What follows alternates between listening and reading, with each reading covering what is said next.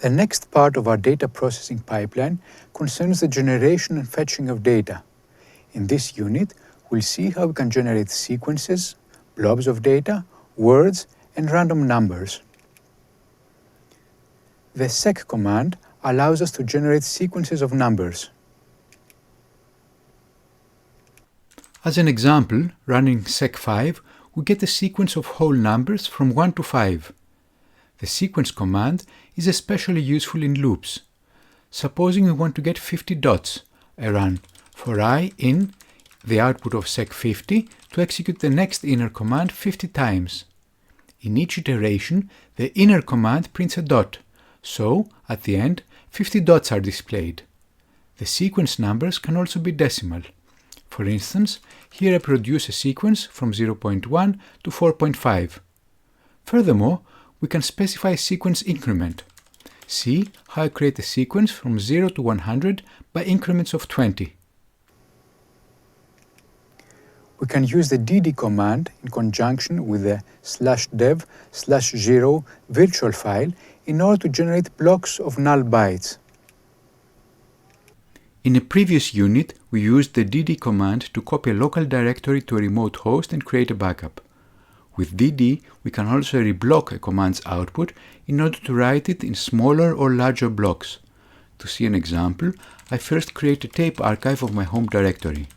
Then, I send the output through SSH to a remote host, which contains a tape drive named dev.st0. I write the output on this tape drive with a block size of 1 MB, which will allow it to stream efficiently as it writes the data. Notice the unusual syntax of dd. Its arguments are not preceded by a minus character. This likely has to do with the fact that dd is modeled after the IBM's job control language command of similar name and syntax. Another use of the dd command is to read and write blocks from other virtual devices that generate data. Here, I run dd specifying as the input file dev0. This file is a constant stream of zero-valued bytes. For as long as I read from it, new such bytes are provided. The output file is called 1GB file, the block size is 1 MB, and the number of blocks to write is 1000. In this way, I create a gigabyte file. To verify that, I list the file, and we see that its size is indeed 1000 megabytes. dd's data creation ability is especially useful for benchmarking. As an example, I connect to a remote host and use the netcat-nc command to listen to the port 9999. I send the output to devnull, another virtual file where anything that I write disappears. Then I run dd again on the local host with dev0 as the input file, setting the block size to 1 MB and the block number to 10. I pipe the output to netcat, specifying the host I want to test, remote.example.com port 999. We can see the host throughput. Finally, dd is also useful for writing raw data to storage media. Here, I connect to a host with ISO images of the FreeBSD operating system.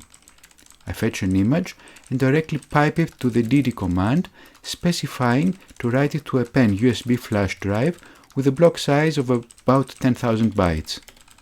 This directly creates a bootable pen drive with a FreeBSD operating system. The yes command will output repeating sequences of a string, yes by default. If we run it without arguments, it will output yes, yes, yes, yes. By default, the yes command produces an infinite sequence of y's. This sequence can be piped to another command which expects a yes-no answer to a question. We can also specify as an argument to yes what to repeat. For instance, running yes, no, we get an infinite no sequence. But when is the yes command useful? Consider the case of the fsck command, which stands for File System Check. This checks a file system's sanity and repeatedly asks, shall I change this, shall I change that, shall I fix this block, and so on. We can pipe the output of yes to fsck and have all questions answered with yes. Note, however, that modern versions of fsck have an option to assume yes as an answer. On Unix systems, we can easily install a large word dictionary shared among the system's users. The dictionary is typically located in the directory user-share-dict. Actually, multiple directories may exist there. The dictionary name is words, so running head words, we get its first 10 words. On the other hand, with tail, we get the last 10. Counting all words, we see that the dictionary contains more than 200,000 words. We can use the OpenSSL command to generate truly random data. Let's see some examples. As a first one, I run OpenSSL requesting 10 random bytes. Next, I pipe the output to the OD command, which stands for octal dump, specifying with the -d option to convert 2 bytes into a single integer. Also, with the -a option, I specify that I don't want the offsets of these bytes to appear in our data stream. As a result, we get 5 random integers. For our second example, consider the case of random password generation. I first use OpenSSL to produce 256 random bytes.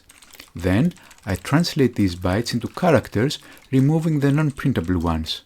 From the output sequence, I choose to only keep the first 10 characters. This can form a password of 10 random printable characters. This concludes our unit on fetching data from generators. Stay with us.